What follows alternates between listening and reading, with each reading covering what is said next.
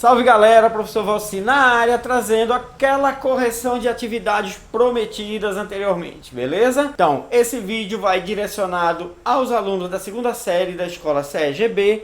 Eles já têm o material em mãos, mas qualquer aluno de segunda série do ensino médio pode ver que será de grande proveito, beleza? Então vamos lá galera, primeira questão, observadinha aí no mapa, notem-se que aí ele está mostrando a rota, né, do Fernão de Magalhães, onde ele contorna a Terra. O primeiro cara dá a volta na Terra, né, quebrando aquela questão da planificação, beleza?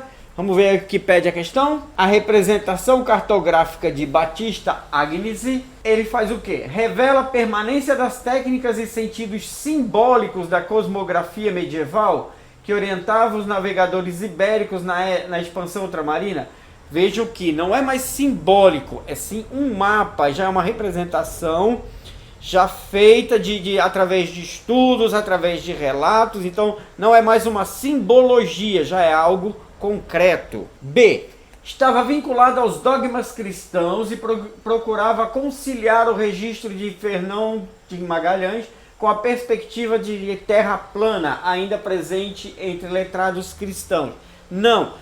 Percebe-se que o próprio desenho já mostra a Terra arredondada, então não tem nada a ver com a questão dogmática cristã e nem com a planificação da Terra. C. Estava baseado nos relatos dos navegadores, acúmulo de conhecimentos acerca das rotas e em estimativas de distâncias a partir de cálculos matemáticos e da planificação do globo terrestre.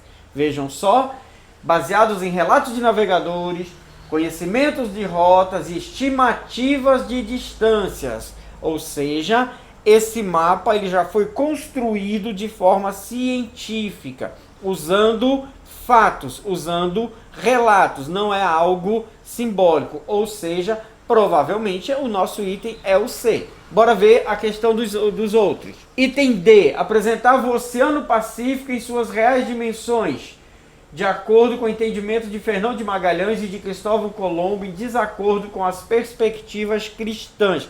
Ele não representa nada direcionado a um ou outro oceano, a uma ou outra ideologia. Ele apresenta uma imagem representativa do globo terrestre.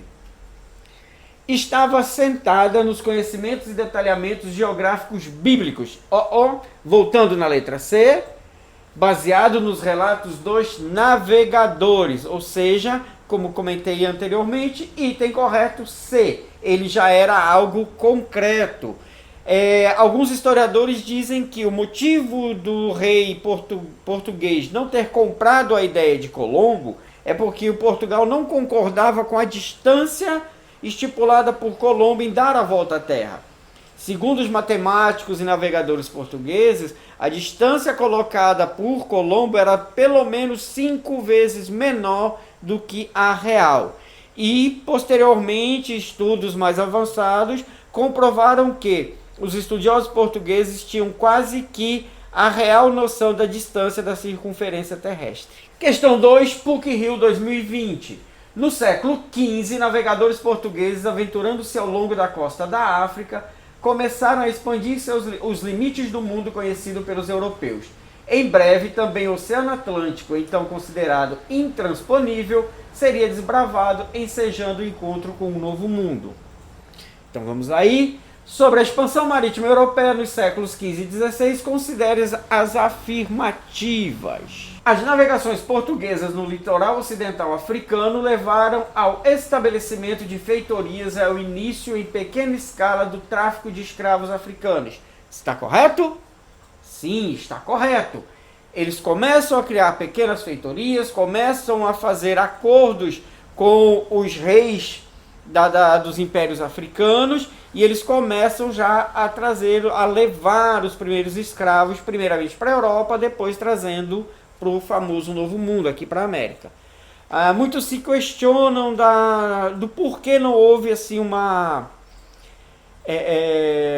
um confronto pela questão de escravidão, por que o africano não lutou? Sim, eles lutaram, mas a questão é que o processo de escravidão já era utilizado dentro da África, já fazia parte da cultura africana. Civilizações mais fortes escravizaram as mais fracas. Então, as civilizações mais fortes, os impérios africanos maiores, capturavam dos impérios menores ou das tribos menores e vendiam para os portugueses, ok? 2. A viagem de circunnavegação, concluída por Fernão de Magalhães em 1522, confirmou empiricamente a negação das representações e concepções planas da Terra. Sim, ao dar a volta na Terra, Fernão de Magalhães jogou fora toda essa história de Terra plana. Alguns malucos hoje em dia andaram falando, a Terra é plana. Vamos mandar eles irem navegando aí, ver se eles caem na borda do mundo, então. 3. Até sua morte, Colombo acreditaria que havia descoberto não um continente desconhecido, mas sim uma nova rota para o velho mundo familiar da Ásia, ou talvez o próprio paraíso cristão. Segundo a historiografia, Colombo realmente ele morre acreditando ter chegado nas Índias. Inclusive, não foi dado a ele o mérito do descobrimento da América. Só vai ser dado a ele depois de alguns anos que o seu filho pega os seus diários de bordo, entra numa luta judicial contra o reino espanhol e aí só depois de alguns anos é reconhecido Colombo como descobridor do Novo Mundo. Mas lá anteriormente foi dado esse descobrimento a Américo Vespúcio. E quarta, a expansão marítima e comercial lançou as bases de vastos impérios coloniais europeus que perduraram alguns até o século XX. Sim, essa expansão marítima e comercial, o famoso mercantilismo, podemos dizer que é a efetivação do capitalismo no mundo. Começa ali com as rotas comerciais vindas do Oriente no período das Cruzadas, começam as feiras e quando cai pelo Atlântico, vem para cá para o Novo Mundo, onde eles exploram riquezas, o capitalismo ganha força e aí não para mais. Então, estamos aí, se todas estão certas, qual é o item correto? Então é letra E, todas as afirmativas estão corretas, ok? Terceira, PUC, Goiás 2019. Em sua terceira expedição ao Novo Mundo, Cristóvão Colombo adentrou pelo rio Orinoco, no atual território venezuelano. Assim, ele descreveu aos reis católicos suas impressões. Quanto mais andava, mais achava a água do mar doce e gostosa. E, depois de muito navegar, cheguei a um lugar onde as terras me pareceram lavradas. Encontrei terras dignas de figurar entre as mais bonitas do mundo e muito povoadas. E ao ver tanta vegetação e beleza, resolvi ancorar e conhecer aquela gente, que logo veio em canoas até a nau, para pedir da parte do cacique que eu desembarcasse. E quando viram que eu não pretendia atendê-los, insistiram com uma infinidade de canoas. Vários usavam peças de ouro no pescoço, enquanto outros traziam pérolas amarradas nos braços. Assinale a alternativa que caracteriza corretamente o olhar colonialista expresso por esse documento do descobridor da América. Notem-se que ele nota o pessoal chegando, mas o que chama a atenção de Colombo? O ouro e as pérolas. Ou seja, o povo é muito lindo, a terra é muito linda, tudo é lindo, o povo é lindo, mas o lindo mesmo é o ouro. Letra A, profunda admiração e respeito que ele possuía para com a vontade das populações nativas. Não, o texto não está relatando nada quanto a isso. Pelo contrário, sabemos que todo explorador europeu que chega no Novo Mundo, ele chega impondo a vontade europeia, o famoso eurocentrismo, e trazendo junto com eles os dogmas cristãos. B. Atitude de só desembarcar quando convidado, pois os europeus não eram invasores nem destruidores das culturas locais. Também não. Os caciques chegam, primeiro que a comunicação era um tanto quanto difícil. Eu creio que nem os nativos falavam espanhol e nem os espanhóis falavam as línguas dos nativos. Então, tentava-se uma comunicação, entendendo ou não, permissão ou não, com certeza eles desembarcariam. C. Tanto a admiração com a beleza dos territórios descobertos, quanto o interesse pela riqueza fácil. Aí sim, expressa o olhar de Colombo. Terra linda, mas se tantos nativos estão com ouro e pérola, a riqueza está aí ao alcance das nossas mãos.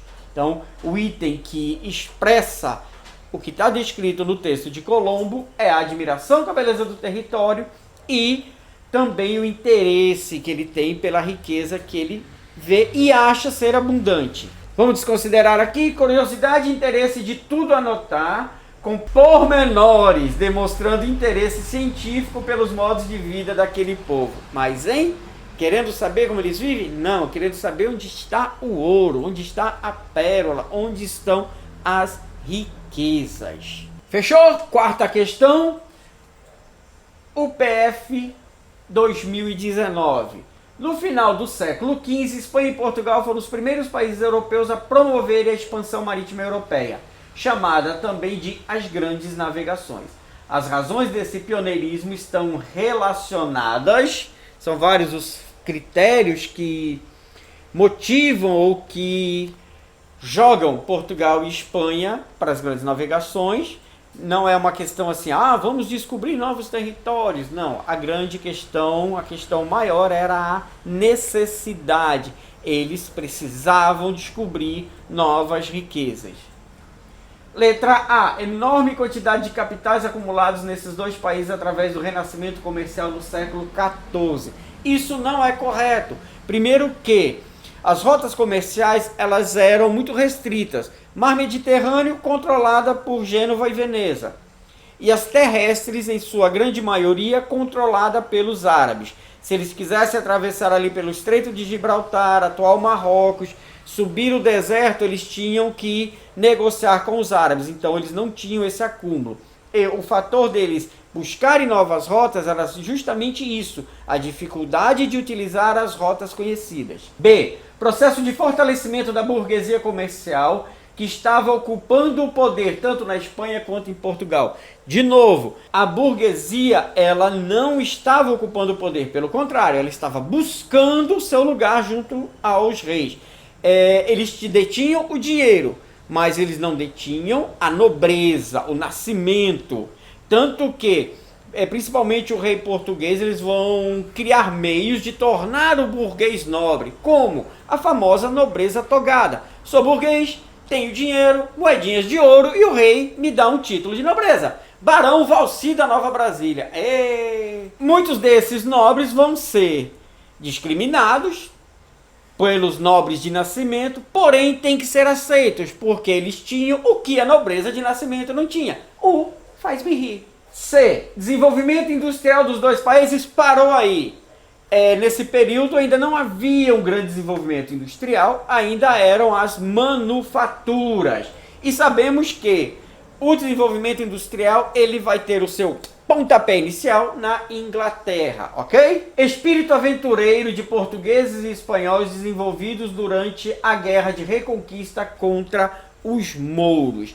Na verdade, a Guerra de Reconquista ela não foi por ser aventureiros ou por querer ter esse espírito de luta. Ela foi necessária. Há pelo menos 710, 712 anos, os mouros, ditos árabes, dominaram toda a Península Ibérica. Ou seja, espanhóis e portugueses tiveram que se render ao comércio e à cultura árabe por 7 séculos.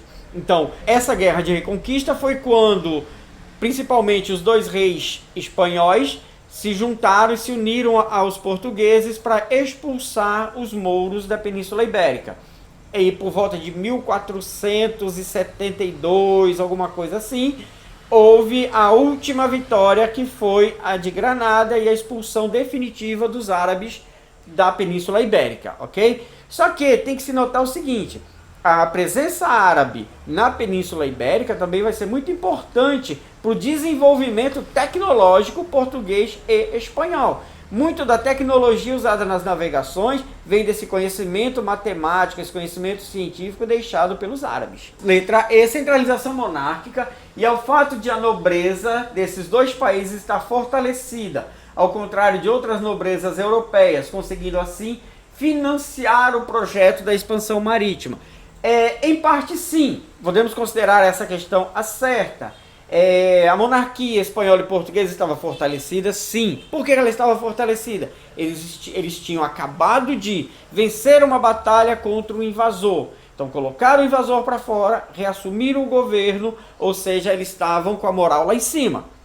Tá? E a questão do financiar Sim, tem parte do dinheiro que é da nobreza, mas por trás da nobreza vai ter o dinheiro burguês, ok? Mas consideramos essa daí sim certa, essa centralização, esse fortalecimento da nobreza espanhola e portuguesa. E também um detalhe, final do século XV, início do século XVI, já começam os burburinhos da reforma protestante, as pessoas questionando os dogmas da igreja, e nós sabemos que Espanha e Portugal, eles são fiéis à igreja cristã católica. Então esse fortalecimento, essa não divisão, ou não ter essa guerra religiosa dentro do seu país, vai ajudá-los também. Vamos lá, galera, chegando na nossa quinta questão, quinta e última desse bloco. Olha, tô parecendo aqui. Ei, produção, beleza? Tá sem tempo? Ah, então tá. Vamos encerrar esse bloco de correção, porque a produção já disse aqui no ponto, tá quase na hora do rango,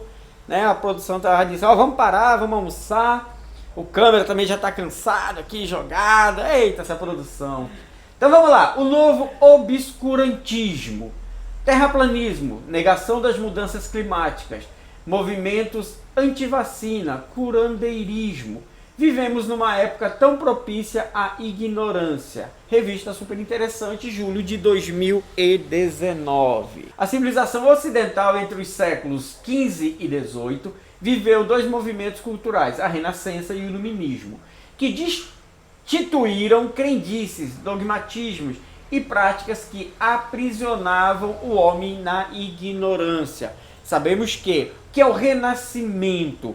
O Renascimento, em muitas das suas nuances, é o renascimento cultural. Os renascentistas diziam que vivemos num período de trevas, mas era uma treva cultural, onde toda a arte, toda a criação ficava presa ao que queria ou não queria a grande igreja cristã, ok? Então, quando os artistas começam a criar novamente, a fazer as obras de acordo com a sua arte, a sua visão, aí sim é o renascimento.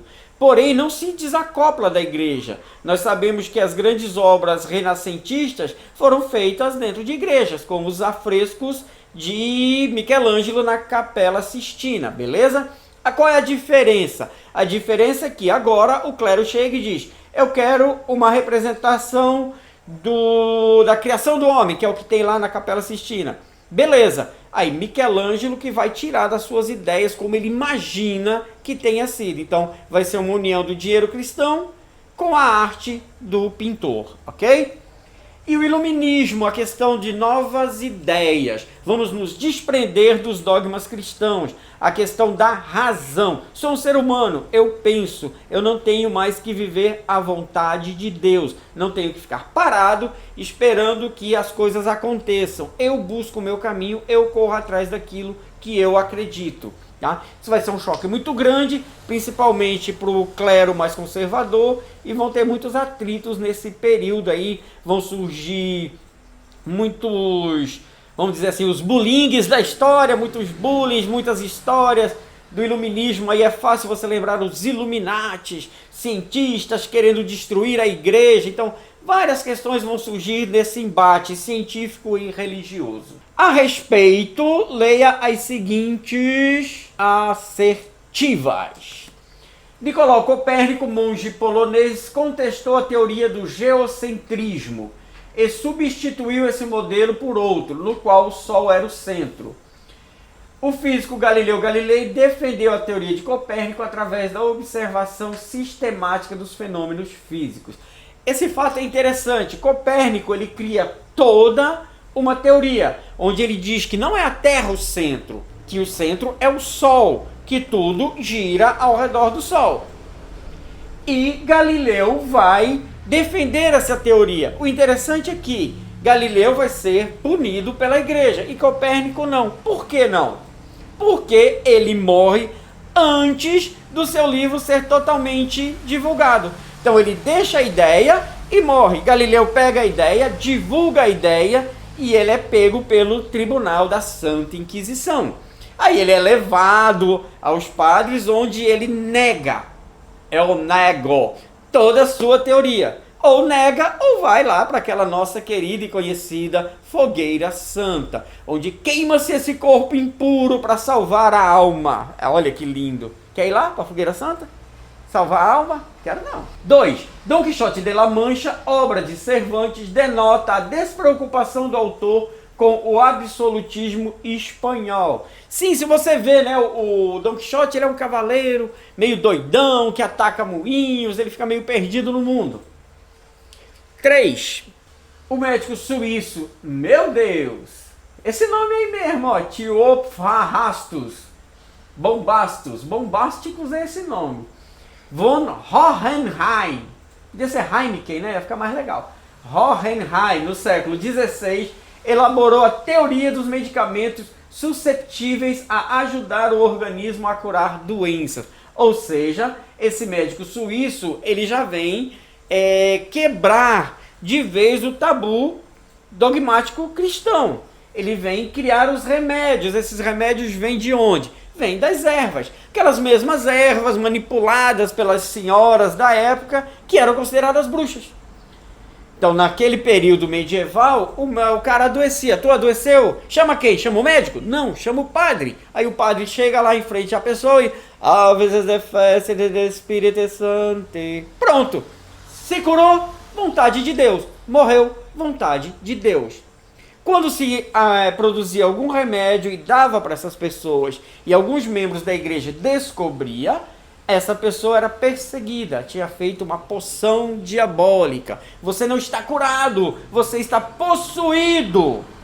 E a igreja ia rezar, aí a igreja ia manipular as mesmas ervas, produzir o mesmo remédio, só que agora esse remédio manipulado pelas mãos dos médicos cristãos era santo, porque eles tinham ali o homem de Deus fazendo o remédio. Então toda uma questão para manter as suas ideologias. Desenvolvimento do pensamento científico entre os séculos 17 e 18 baseava-se na crítica do empirismo e no naturalismo, contexto do pensamento iluminista.